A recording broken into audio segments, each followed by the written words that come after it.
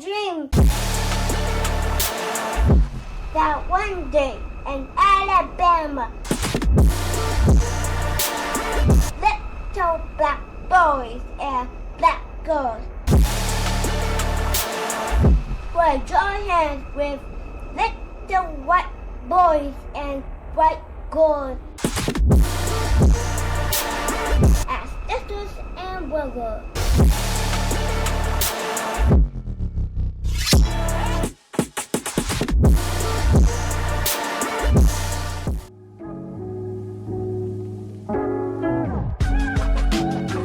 Thank you for checking out Fatherless Fathers podcast. I'm Moses D. Poe, CEO of Poem Publishers and author of the one book and my brand new release, Sean Moses is Martin Luther the King Jr. These books are available through Amazon or wherever books are sold. Fatherless Fathers podcast would like to welcome Pastor Tyron Carter to the show. Pastor Carter is the lead pastor of All Nations Worship Assembly, Nashville. Welcome to the show, Pastor Carter. I appreciate it. Thank you for letting me be a part. Yes. I have been following you for several months on social media. Your message are always positive and timely. So I really appreciate the messages you've been giving on social media. Thank you. Thank you. Yes. Going. Yes. How long have you been in ministry? I'm a church kid, so I've been in ministry my whole life. I played drums when I was a little kid for church. I was a junior deacon, sung in the choir, sung in the praise team, cleaned the toilets. I've been in church my whole life. I've been in full-time ministry since I was 20 years old. Mm-hmm. I'll be 35 October 1st. So 15 years, like full-time strictly. Ministry. I did some other things. I used to do road management for like PJ Morton. I used to be his road manager and some other things that I did. But yeah, I still always had a hand in the church as well. Nice. So what was happening in your life, I guess not the first time, but when you received the call to ministry? Like what was happening in your life? And were you receptive when you received the call, or were you like, no, you're not talking to me, God? Well, my story is a little different. I know a lot of people be like, oh, I was running and all that stuff. I always knew as a kid, like I knew it was just something. I used to line up my siblings and my cousins at my grandmother's house. And we would play church in the backyard or in the back room. And I was always a pastor, the preacher. And it was just that. It was just something that I always knew. But I thought I was going to be like 50, or something, because at that time, all I saw was, older people, starting off like at least at 50 and then matriculating up after that. I didn't see young people preaching and pastoring and all that stuff. So I just knew I had plenty of time, but God had something totally different. So that's kind of my story. Mm-hmm. I read that you started your own church too. So several years ago, and I think you recently left that church to join All Nations Worship Assembly. What inspired you to leave? Well, COVID really was a real big deciding factor. We were a young church. We started in 2017. Mm-hmm. We were like more of a transplant church for many people who were a part of our church. They were working for Silicon Valley and, doing other things. And a lot of our members began to move away when COVID moved back to wherever they came from. So a lot of people were from Texas, from Louisiana, from Alabama, New York. They kind of were a little bit from everywhere. And so because of the pandemic, they could work from home, still make that great money, not pay them California prices. They was like, hey, we out of here, And so I was like, I totally understand. So we just, things just start happening. I also went through a divorce during that time. And so just resetting and just trying to reset. And I had a vision, a dream about Nashville. And I prayed about it, fasted about it. I was already in connection with Apostle Stevenson. And so we prayed on it and knew that Nashville was where I needed to be. Christianity Today, they did an article and stated that in 2019, 45% of Black Americans attended religious services regularly. But by 2021, the share dropped to 30%, a difference of 15%. Have you noticed this trend at your church as well? And what are you doing to bring people back to church? I think we're always going to kind of be affected by it because now, everyone is streaming. It used to be a select few that would stream. but everyone is streaming. It used to be either was on TV or stream. So you that was that. But now that everybody's streaming, you're going to have that. But I think just, what I found out is just really having a strong encounter, taking the fluff out, having a strong encounter for people to really be able to experience God. I always tell people, you think about a Beyonce ticket, right? If you're a Beyonce fan, a lot of people, they got the Beehive out there, and Beyonce fans, and her tickets are not cheap, right? But you can listen to Apple Music or Spotify or however you listen to her music, or YouTube, whatever, and you can listen all the time. But there's something special about the experience that she gives that you don't mind paying that money, right? As a church, we have to make sure that we create an experience for people that will make them want to not miss church. Because you can watch anybody, but it's something that's totally different from being inside, in that moment. And so creating an experience where people can always say, you know what, man, I couldn't miss that. I got to be back. And I think that's just one of the things. Without fabricating it, though, you can't make but just really being true and authentic to that. Yes. Your church website says that you all exist to create an atmosphere where people from all walks of life can be transformed, challenged, and developed into the leader God has called them to be. And so, recently spiritual leaders, they've been under attack recently for not being accepting of people from all walks of life, whether it's people who subscribe to Beyonce's description of church girl or people from the, LGBTQ community. For these people, or for anyone who feels unwelcome in the church, what does acceptance look like in your church? The Bible says for us to love our brother and our sister as ourselves. So I look at it really that way. You come in however you decide, whatever way, whether it's, we always used to quote that, far as people, the way they dress, but, it's deeper than that. God will do the transformation. My job is not to make you transform. My job is to present Jesus and let Jesus transform. I am a representation of Christ. I am not Christ. So I am to judge. I am the one to present present his word, and it's up for you to make the change, not me. So I can't anybody, but I'm always going to love on you. I'm always going to welcome you, no matter you're addicted to drugs, porn. It doesn't matter. I'm going to always love you because that's what God has called me to do. So it doesn't. The walk of life doesn't matter to me, as long as I do my job to present Christ to you. There are people who may hear the word transformation and say, I'm good the way I am. I don't need a transformation. What do you say to those people? Everybody has to change. If you don't change, you die. So every day something's changing about you every day. Something's evolving about you every day. So when you use the word transform, we are always transforming. We're always becoming more of something, less of something, finding out more about ourselves in Christ. And so if you subscribe to be a believer, if you to have a disciple of Christ, then you're saying that I believe in all things that his word says. So we can't handpick. It's not like, with our cars, there's a manual that we can pick what we want to use and not use and just say, I don't need that. No, but the Bible, as a disciple of Christ, we don't get to choose what part. We have to believe in the entirety of the word of God. But if you're afraid of change, you're gonna die. You're gonna be still. I think sometimes we forget that our spiritual leaders are human and, that they go through life as well. And for example, you are someone you're always smiling, always positive, always upbeat. And I had no idea you were going through some trials and tribulations of your own until you posted. You did this post. You said, I'm glad I got my joy back.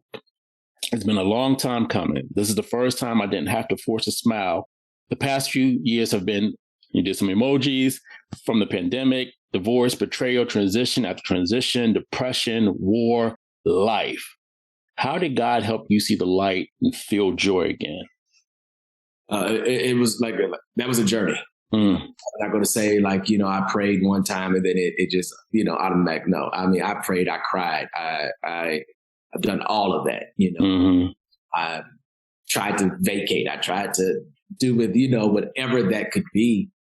And a lot of times it didn't work because the journey wasn't complete. The journey wasn't And for me, I just really believe just one thing that I didn't do was stop trusting in God. I didn't do. Sometimes I isolated myself, and some necessary, some not, as I reflect back, sometimes isolating, you think you're protecting yourself. Sometimes you just being, whatever at that moment. It's just really that, seeking wise counsel. Very, very important that you have someone that you could trust to talk to, whether it's a licensed counselor, someone that knows that they have your best interests without bias, that you can be able to receive from and say, when you talk to them, they're going to give you the hard truth, whether you like it or not, but of course in love. And that's just what I had, select few that I would, talk with. They would help. They would pray with me. They would talk to me. They would, and just give me real truth. Sometimes it had nothing to do with the word of God. It was just, real life truth. Just being in that and understanding that you are human. We're not superhumans. We're humans. And so just understand life happens to all of us. It doesn't feel good at times, but we got to keep going. Last year, I had about at the early top of the year, I had about 6 people that I knew pass away back to back. It was just that, so it was just, death that was happening, transitions that were happening, moving, relocating, divorce, pandemic. I had got COVID, and it was all these different things. Money started, dwindling, and you feel like, hey, I set myself up. I'm a great budgeter. I do all these things, but when life hits, sometimes that stuff doesn't matter, and it's some stuff you just can't control. And so when I think sometimes it's the stuff that we can't control gets us. And I know that was one of the things, because I'm like, man, at the end of the day, at the core, I'm a great person to great people, and all that stuff. And I'm like, God, why this happened to me? And so just pressing through that, man, and just really allowing the right space, the right atmospheres to help bring that back. So I really believe, and I just, like I said, I started reading more, started studying, and in my perspective changed, that's when the perspective changed, that's when I started really having my joy. So you went from this why me, and you were, reading and studying. Was there a word or did you hear a sermon or did something, or in counseling, was there something that really clicked that light switch for you that said, oh my goodness, come on, I'm coming up out of this? Like, was there anything that stands out? To be honest, there wasn't a word, or my daughter was with me for the summer. That helped. That brought back some normalcy for me. She has not, she was with me during the holidays, but to not have her in the same house and me worried about her and things of that nature, she brought a lot of normalcy back for me. And just, of just reflection, like, man, you gotta keep going, not just for yourself, but for your daughter. I have to be honest, it wasn't a sermon. It wasn't that. It was me spending time with my daughter. I did have encounters. God was like blessing our church every week. We would see miracles. We would see deliverance, and some wonderful things happen that encouraged me on the ministry side. But me personally, it was being with my daughter and having the whole summer and just living and just seeing her smile, and it just brought me joy. How has this experience, or the transition that you've gone through, how has it impacted you as a father? It makes me really appreciate the joy and the relationship that God gives us to have with our children. It makes me honor it, love it, want more. Because sometimes when you're in the hustle and bustle, you don't really know until something can happen that can affect that. And yes. So for me, that's really what it has done. I was always talking to my daughter every day. It's like, it's just different. Yeah. Yeah. How has this impacted her? Was she shielded away from it? Did you make her aware of what was going on with you? far as you talk about like depression or anything, just isolating, depression. She didn't see that. Okay. I mean, one, she wasn't with me, during the school time, she was with her mom. So she wasn't with me on that. And the times that I go visit her, even during school time, I mean, it was, you put on daddy face, it's all about you. This ain't woe is me. Yes. And so, but she's had her moments of, just because of the transition of me and her mother not together, us not being in the same house. She's had her moments and just letting her know that it's okay to have those moments. You just gotta, take them as they come and then press through. So that, I always tell her I'm always here, so talk it out. We can go to Sky Zone, jump it out. We can find something to do. Really just, deal with it. So, yeah. Did you also come up in like a co-parenting situation? And if so, what lessons or how has that experience helped you to help your daughter through this situation? Yeah, well, my parents were married until I was 25. Oh, okay. So they were married. So if I was 24, they was married for 25 years. I can't remember if it was 24 or 25, but they were married literally a year before I was born. First, they were married October 18th, the year before. So it's like, it was just that. So for me, and I did not grow up with that, but I do have 3 younger sisters. And so when they did divorce, I kind of had to step into that role of not just big brother, but it kind of felt like dad, even though my dad was present, he was not present. But it was a different role that I kind of took on.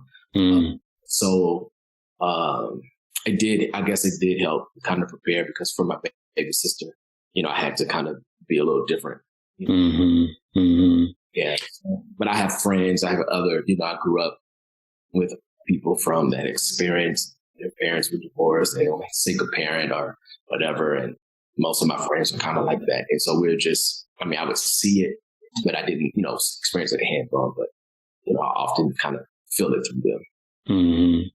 When I read your post that I just shared that, I was like, wow, he's very transparent. And, there's a lot of times leaders, spiritual leaders, period, they aren't as transparent as you were in your post. Are you, and this is what, you share this, your life with thousands of people. Are you always this transparent, or you just came to this moment now where it's like, okay, the people need to hear this?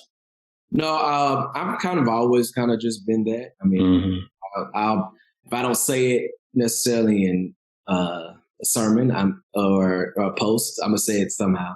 Like I used to tell people I used to smoke weed all the time, all that, but I don't hide it. It's a part of my story. I remember when I first started preaching, and some people who told me I needed to take my pictures from the club off of my social media. I had it on my Facebook page because at that time Instagram wasn't around.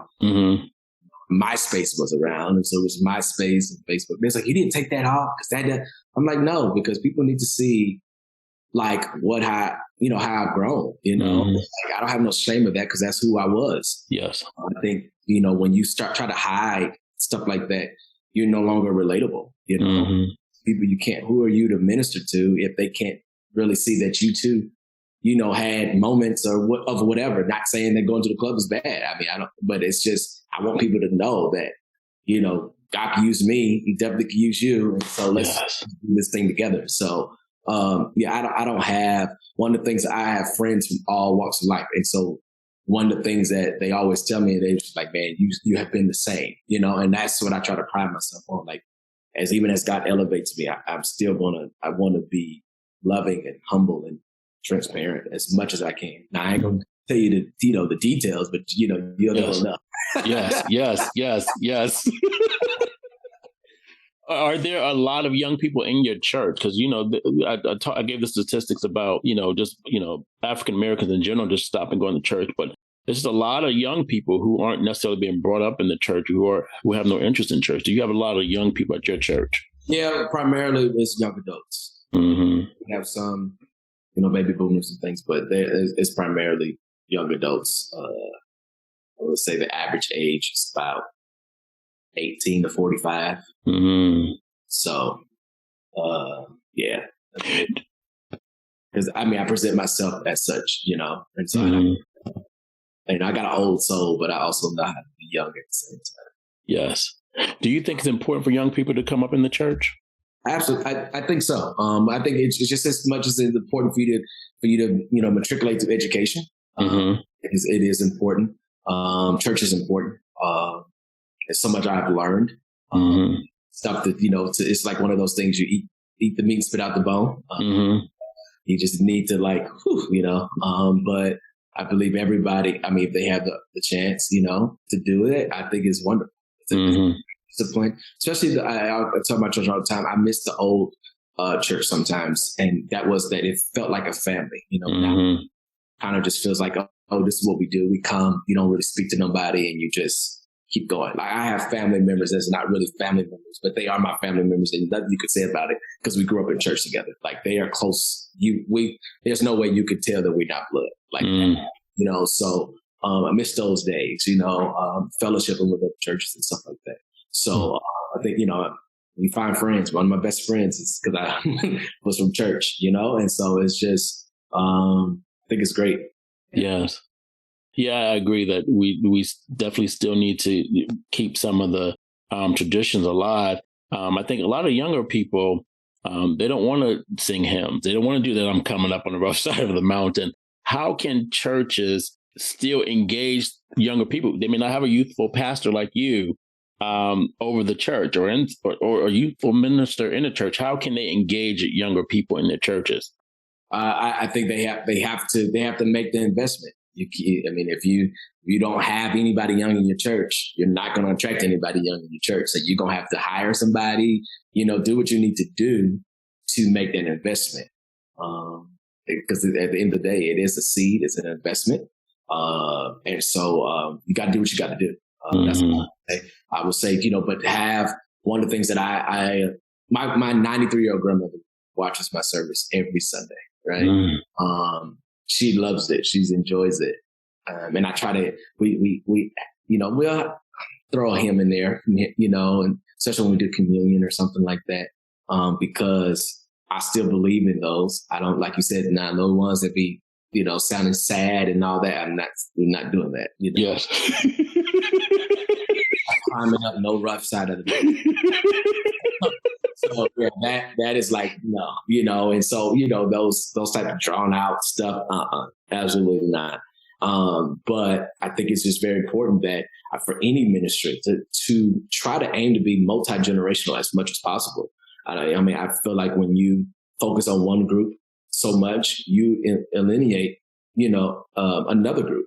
And so now you only gonna have this one group of people. No, we need all of it. We need elderly, we need babies, we need single folk, married folk, we need everybody, I think that's what makes the church.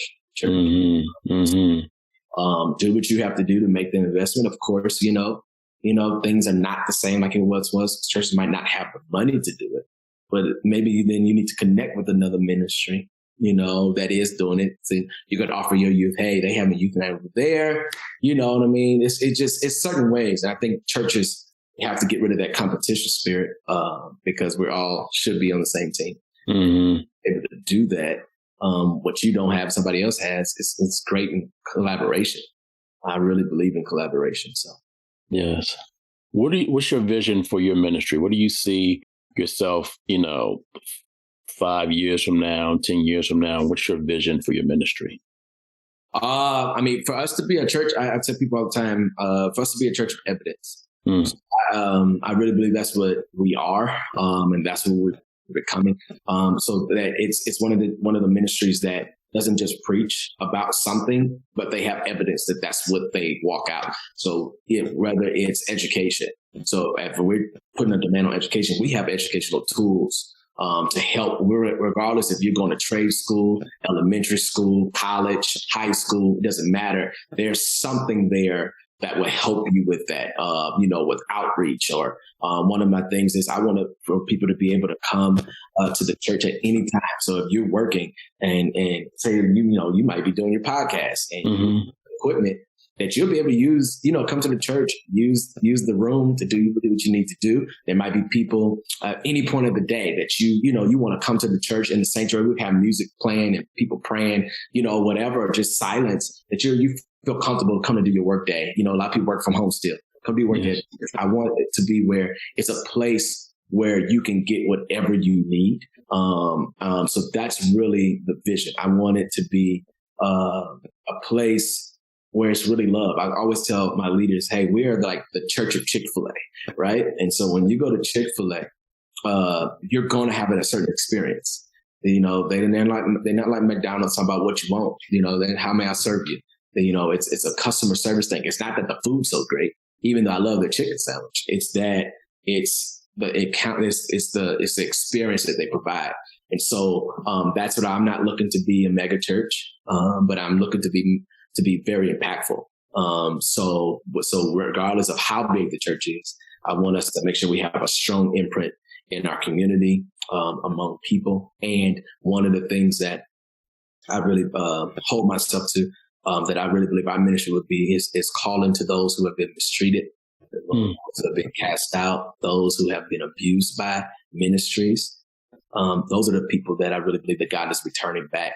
And those are the people that I've just been seeing, for a dominant part of our ministry. Yeah, on this podcast and in counseling men, there are quite a few who, they believe in God, but they have no interest in being a part of a church.